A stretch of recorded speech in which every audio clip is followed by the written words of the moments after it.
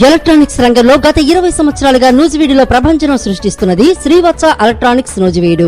మా వద్ద ఏసీలు, ఎల్ఈడి టీవీలు, ఫ్రిడ్జ్లు, వాషింగ్ మిషన్లు, కూలర్లు, మిక్సీలు, గ్రైండర్లు, ఫ్యాన్లు మొదలగు అన్ని రకాల మీ ఇంటికి కావలసిన ఎలక్ట్రానిక్స్ ఐటమ్స్ విజయవాడ మరియు ఆన్లైన్ ధరల కన్నా అతి తక్కువ రేట్లలో లభించును. Airtel DTH, Airtel Jio, air fiber net authorized dealer. అన్ని కంపెనీల టీవీలకు, ఏసీలకు రిమోట్లు లభించును. సులభ వాయిదాల పద్ధతిలో ఈఎంఐ సౌకర్యం కలదు. విచ్చేయండి శ్రీవత్స ఎలక్ట్రానిక్స్, పొట్టి శ్రీరాములు బొమ్మ సెంటర్, మెయిన్ రోడ్, నూజివీడు.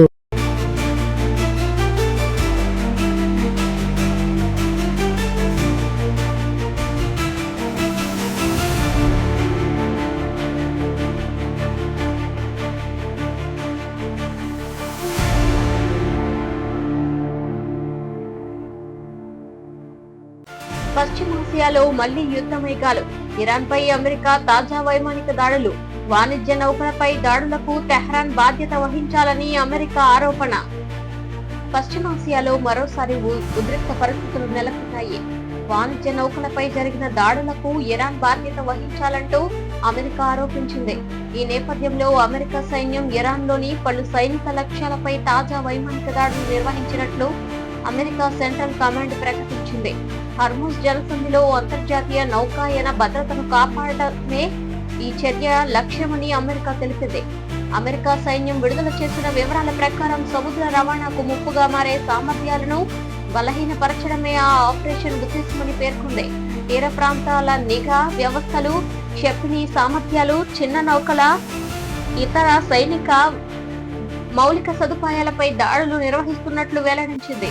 ఈ చర్య ద్వారా అంతర్జాతీయ జల మార్గాల్లో వాణిజ్య నౌకల భద్రతను కాపాడాలని అమెరికా స్పష్టం చేసింది. అమెరికా అధ్యక్షుడు ట్రంప్ మాట్లాడుతూ ఇటీవలి కుదిరిన తాత్కాలిక కాల్పుల విరమణ ఒప్పందం ఇక అమలులో లేదని ప్రకటించింది. వాణిజ్య నౌకలపై దాడులు జరిగిన తరువాత పరిస్థితులు పూర్తిగా మారిపోయాయని, అందుకే అమెరికా ప్రతిస్పందించాల్సి వచ్చిందని తెలిపారు. అమెరికా ఆరోపణలను ఇరాన్ ఖండించింది. తమ దేశంపై జరిగిన దాడులను అంతర్జాతీయ చట్టాలకు విరుద్ధమని పేర్కొంది. అమెరికా చర్యల వల్ల ప్రాంతీయ ఉద్రిక్తతలు మరింత పెరిగే ప్రమాదం ఉందని ఇరాన్ అధికారులు తెలిపారు. ఇరు దేశాల మధ్య మాటల యుద్ధం కూడా కొనసాగుతోంది. హర్ముజ్ జలసంధి ప్రపంచ ఇంధన రవాణాలో అత్యంత కీలకమైన సముద్ర మార్గం. ప్రపంచంలోని చమురు సరఫరాల్లో గణనీయమైన భాగం ఈ మార్గం ద్వారానే సాగుతోంది. ఈ ప్రాంతంలో ఉద్రిక్తతలు పెరగడంతో అనేక నౌకాయన సంస్థలు అప్రమత్తమయ్యాయి. కొన్ని వాణిజ్య నౌకలు తమ ప్రయాణ మార్గాలను మార్చుకున్నట్లు అంతర్జాతీయ మీడియా వెల్లడించింది.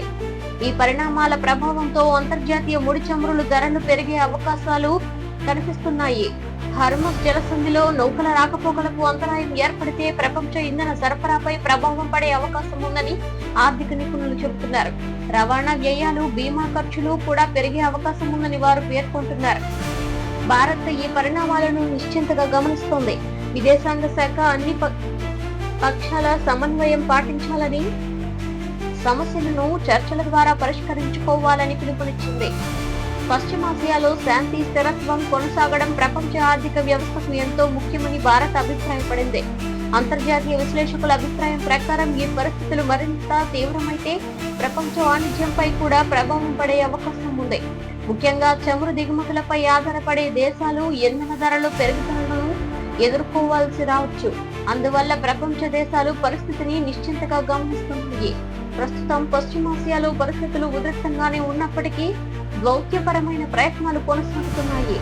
ఉద్రిక్తతలు తగ్గి శాంతి చర్చలు మళ్లీ ప్రారంభం కావాలని అంతర్జాతీయ సమాజం కోరుతుంది. ఈ పరిణామాలు రాబోయే రోజుల్లో ఏ దిశగా వెళ్తాయో అన్న అంశంపై ప్రపంచ వ్యాప్తంగా ఆసక్తి నెలకొంది. విదేశాంగ రంగంలో కూడా చర్చలు కొనసాగుతున్నాయి. అనేక దేశాలు అన్ని పక్షాల సమన్వయం పాటించాలని, సమస్యలను చర్చల ద్వారానే పరిష్కరించుకోవాలని కోరుతున్నాయి. శాంతియుత పరిష్కారమే అందరికీ మేలు చేస్తుందని అంతర్జాతీయ సమాజం అభిప్రాయపడుతోంది. ప్రాంతీయ స్థిరత్వం ప్రపంచ ఆర్థిక అభివృద్ధికి కూడా అవసరమని పలువురు నాయకులు పేర్కొంటున్నారు. ఐక్యరాజ్య సమితి కూడా పరిస్థితిని నిశ్చింతగా గమనిస్తోంది. సభ్య దేశాలు ఉద్రిక్తతలను మరింత పెంచే చర్యలకు దూరంగా ఉండాలని పిలుపునిచ్చింది. సాధ్యమైనంత వరకు చర్చలు, దౌత్యపరమైన ప్రయత్నాల ద్వారా సమస్యలను పరిష్కరించుకోవాలని సూచించింది. ప్రపంచ శాంతి, భద్రతను కాపాడేందుకు సహకారం అవసరమని పేర్కొంది. భద్రతా విశ్లేషకుల అభిప్రాయం ప్రకారం పశ్చిమాసియాలో పరిస్థితులు స్థిరంగా ఉండడం ప్రపంచ వాణిజ్యానికి ఎంతో కీలకం. సముద్ర మార్గాలు సురక్షితంగా ఉంటేనే సరుకు రవాణా సజావుగా సాగుతుంది. అందుకే ఈ ప్రాంతంలో భద్రతా చర్యలు మరింత బలోపేతం అవుతున్నాయని వారు చెబుతున్నారు. ఆర్థిక నిపుణులు మరో అంశాన్ని కూడా ప్రస్తావిస్తున్నారు. చమురు ధరల్లో దీర్ఘకాలం పెరుగుదల కొనసాగితే దాని ప్రభావం ద్రవ్యోల్బణంపై కూడా కనిపించే అవకాశం ఉందని అంటున్నారు. అయితే ఇది పూర్తిగా భవిష్యత్తులో పరిస్థితులు ఎలా మారతాయన్న దానిపై ఆధారపడి ఉంటుందని స్పష్టం చేస్తున్నారు.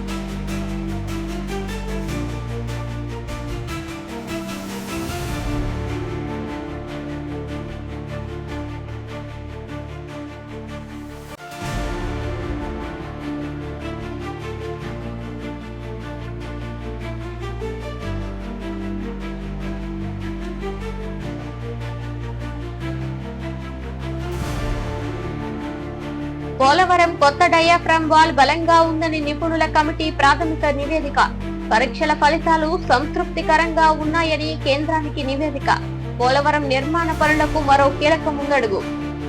ఆంధ్రప్రదేశ్ కు అత్యంత కీలకమైన పోలవరం జాతీయ ప్రాజెక్టు నిర్మాణంలో మరో ముఖ్యమైన ముందడుగు పడింది. కొత్తగా నిర్మించిన డయాఫ్రామ్ వాల్ పై నిర్వహించిన సాంకేతిక పరీక్షల ఫలితాలు సంతృప్తికరంగా ఉన్నాయని నిపుణుల కమిటీ కేంద్ర ప్రభుత్వానికి ప్రాథమిక నివేదిక సమర్పించినట్లు అధికార వర్గాలు వెల్లడించాయి. డయాఫ్రామ్ వాల్ బలంగా ఉందని, ఇప్పటి వరకు నిర్వహించిన పరీక్షల్లో ఆశించిన ఫలితాలు వచ్చాయని ప్రాథమికంగా పేర్కొన్నట్లు సమాచారం. డయాఫ్రామ్ వాల్ అనేది ఆనకట్ట నిర్మాణంలో అత్యంత కీలకమైన భాగం. భూగర్భంలో నీరు చొరబడకుండా అడ్డుకోవడం, ఆనకట్టకు బలమైన పునాది కల్పించడం దీని ప్రధాన ఉద్దేశం.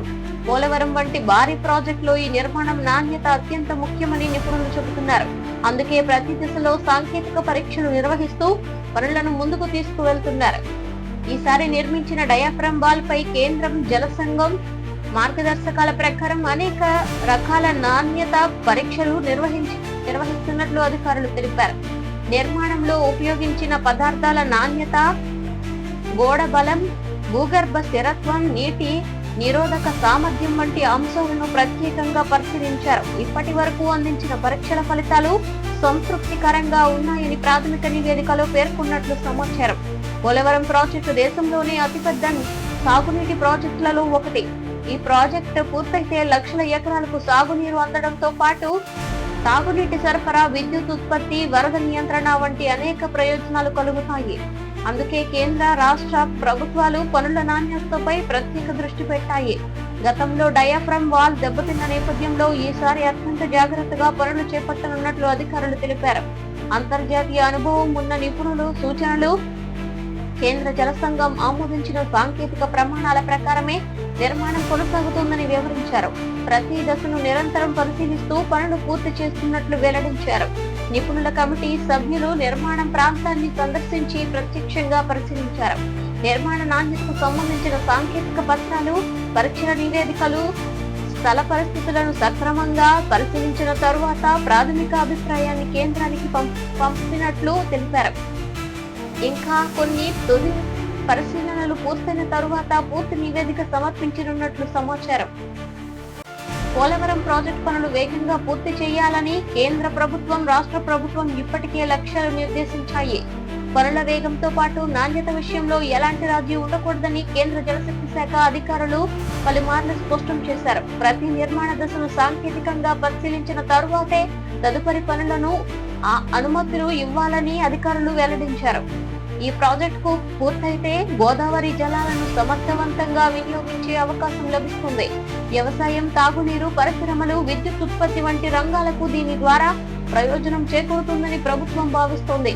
రాష్ట్ర ఆర్థికాభివృద్ధిలో కూడా పోలవరం కీలక పాత్ర పోషిస్తుందని అధికారులు పేర్కొన్నారు. ప్రస్తుతం డయాఫ్రామ్ వాల్ కు సంబంధించిన ప్రాథమిక పరీక్షల ఫలితాలు సానుకూలంగా రావడంతో ప్రాజెక్టు తదుపరి నిర్మాణం పనులకు వేగం పెరిగే అవకాశం ఉందని ఇంజనీరింగ్ వర్గాలు అభిప్రాయపడుతున్నాయి. అయితే తుది సాంకేతిక నివేదిక వచ్చిన తరువాతే తదుపరి ప్రధాన నిర్మాణాల దశలపై పూర్తి నిర్ణయాలు తీసుకోనున్నారు.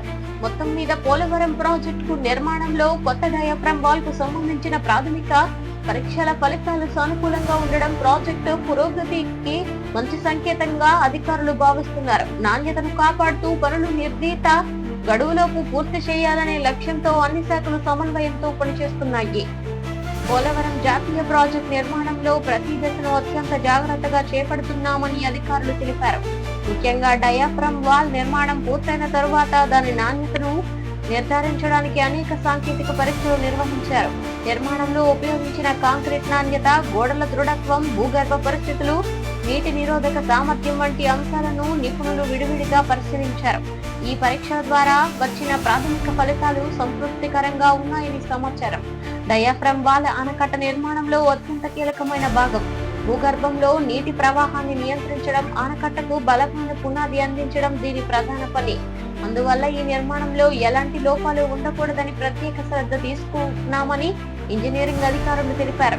అంతర్జాతీయ ప్రమాణాలను అనుసరించి పనులు నిర్వహించినట్లు వారు వెల్లడించారు.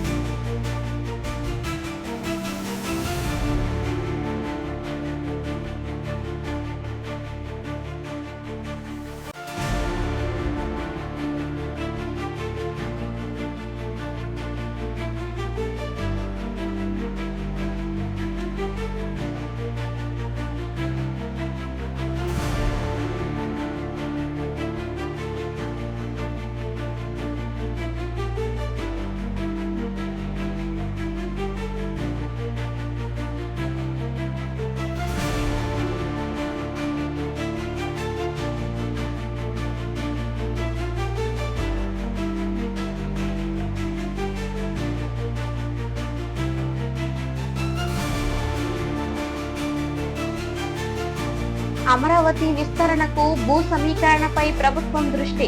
రెండో దశ భూ సమీకరణ ప్రక్రియ కొనసాగింపు. రైతులతో చర్చలకు ప్రాధాన్యం. అభివృద్ధి లక్ష్యంగా ముందుకు ప్రభుత్వం. రాష్ట్ర రాజధాని అమరావతి అభివృద్ధి పనులను వేగవంతం చేయడానికి ఆంధ్రప్రదేశ్ ప్రభుత్వం రెండో దశ భూ సమీకరణ ప్రక్రియపై దృష్టి సారించింది. రాజధాని పరిధిలో అవసరమైన భూములను రైతుల సహకారంతో సమీకరించి అభివృద్ధి పనులను ముందుకు తీసుకువెళ్లాలని ప్రభుత్వం నిర్ణయించింది. ఈ నేపథ్యంలో సంబంధిత గ్రామాల రైతులతో అధికారులు సమావేశాలు నిర్వహిస్తూ ప్రభుత్వ ప్రతిపాదనలను వివరిస్తున్నారు. రాజధాని నిర్మాణం రాష్ట్ర భవిష్యత్తుకు ఎంతో ముఖ్యమని ప్రభుత్వం చెబుతోంది. ఆధునిక పరిపాలన, మెరుగైన రహదారులు, విద్యా సంస్థలు, వైద్య సదుపాయాలు, ప్రభుత్వ కార్యాలయాలు, వ్యాపార కేంద్రాలు ఒకే ప్రాంతంలో అభివృద్ధి చెందేలా ప్రణాళికలు రూపొందిస్తున్నట్లు అధికారులు తెలిపారు.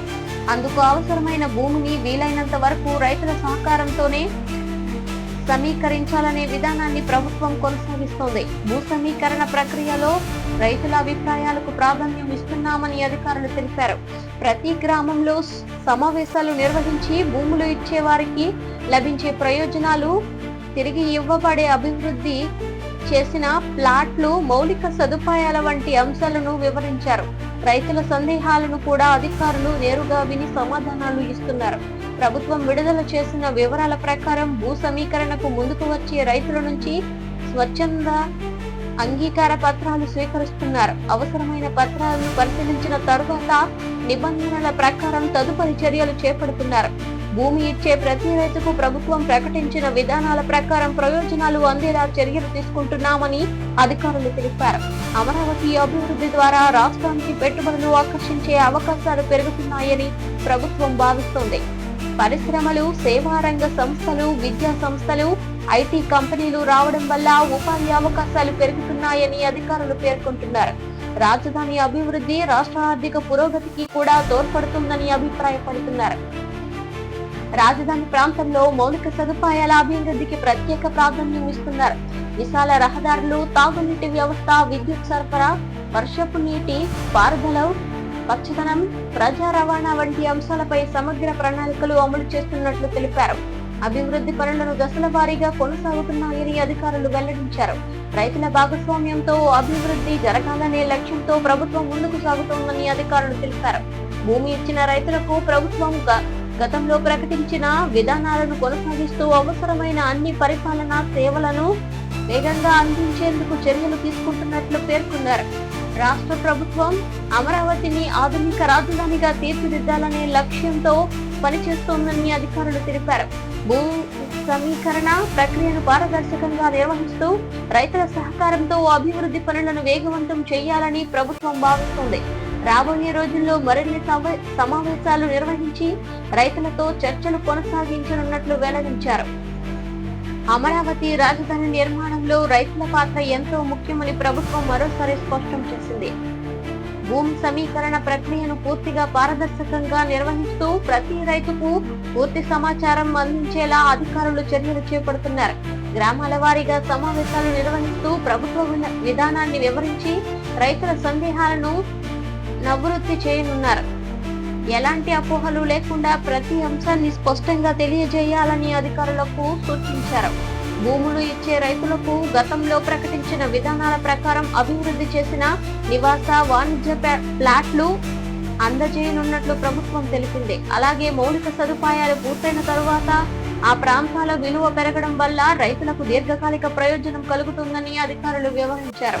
ఈ విధానం రైతుల భాగస్వామ్యంతో అభివృద్ధి జరిగే ప్రత్యేక నమూనాగా నిలుస్తుందని తెలిపారు. అమరావతి అభివృద్ధి కేవలం ప్రభుత్వ కార్యాలయాల నిర్మాణంతో మాత్రమే పరిమితం కాదని అధికారులు చెప్పారు. విశాల రహదారులు, తాగునీటి వ్యవస్థ, భూగర్భ డ్రైనేజీ, విద్యుత్, ఆధునిక పార్కులు, పచ్చదనం, ప్రజా రవాణా వంటి అన్ని సదుపాయాలతో ప్రపంచ స్థాయి రాజధానిగా తీర్చిదిద్దే లక్ష్యంతో ప్రణాళికలు అమలు చేస్తున్నట్లు వెల్లడించారు. రాజధాని ప్రాంతంలో విద్యా, వైద్య రంగాలకు కూడా ప్రాధాన్యం ఇవ్వనున్నారు. ఉన్నత విద్యా సంస్థలు, పరిశోధన కేంద్రాలు, ప్రత్యేక వైద్య సేవలు, నైపుణ్యాభివృద్ధి కేంద్రాలు ఏర్పాటు చేయడం ద్వారా యువతకు మరిన్ని అవకాశాలు కల్పించాలని ప్రభుత్వం భావిస్తుంది. దీనివల్ల రాష్ట్రంలోని విద్యార్థులు, యువతకు మెరుగైన అవకాశాలు అందుబాటులోకి వస్తాయని అధికారులు తెలిపారు.